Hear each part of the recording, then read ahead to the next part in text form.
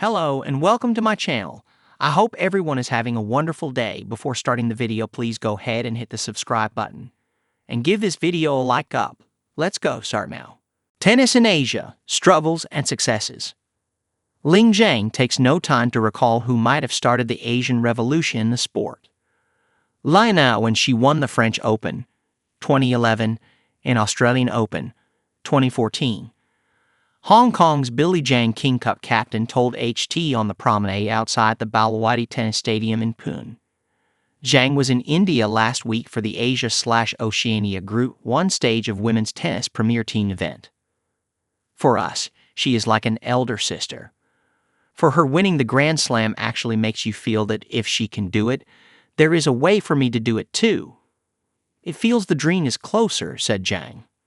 But the most recent Asian to create a stir in a sport that remains centered around USA and Europe is Filipino teenager Alexandra Ila.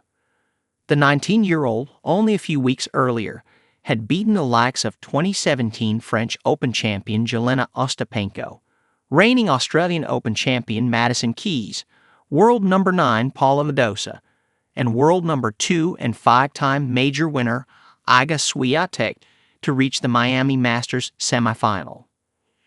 She's very good. I watched her play. Whoa, said Thailand's Manichaya Sawanko, who, at world number 112, was the second highest ranked player in Pune. We've seen Alex, seen how she's fought for herself and her country. Everyone knows she's from the Philippines, and in Thailand and Asia, it's just going to get better. Na and Naomi Osaka, who represents Japan and has won 2 Australian Open and 2 US Open titles, are the only Asian women to have won singles championships in a Grand Slam event.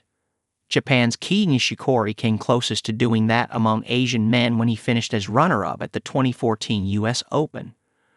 But just before Ila's breakthrough, China had another world-beating talent in Qinwen Zhang. The 22-year-old reached the 2024 Australian Open final and managed to win gold at the Paris Olympics later that year. China took the decision to take tennis forward around 2010, said India's captain Vishal Upal.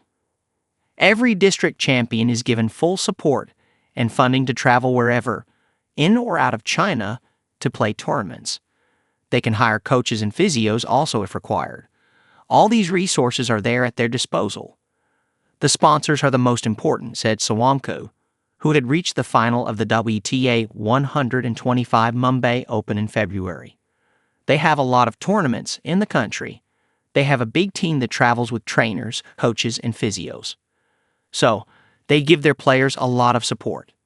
With Europe and USA still hosting the bulk of the tournaments at all levels on the international calendar, Asia has a geographical disadvantage. New Zealand, who qualified for the Billie King Cup playoffs with India last week, has most of its upcoming players enrolled in American colleges in order to get a foothold in the sport. Now ranked 15th in the world, Ben Shelton benefited from playing several challenger and tour-level events in the U.S., breaking into the top 100 without the 22-year-old leaving the country. It also helps if you are based in Europe. It's a lot easier. It's quick. You're in a different country. You can play, lose, come back, train, go to the next tournament, said Matt Hare, captain of the New Zealand team. It makes it tough coming from the countries we come from. Geographically, we are in a tough space, and the finances are also difficult because it's expensive to get over to Europe and stay there for a few weeks. To get around the problem, China is now building up a roster of flagship events held in the country for their players. This year, it is hosting 2 ATP 250 events in Chengdu and Hangzhou in September, followed by the ATP 500 event in Beijing and the ATP 1000 Shanghai Masters. 2 WTA 1000 events are slotted in Beijing and Wuhan. The WTA 500 event in Ningbo, followed by WTA 250 events in Guangzhou and Zhejiang. China will also hold the Billie King Cup finals this year. By comparison, India hosts 3 ATP challengers and the solitary WTA 125 event, along with several lower-level ITF competitions. This too on the backs of the efforts from individual state associations rather than the national federation.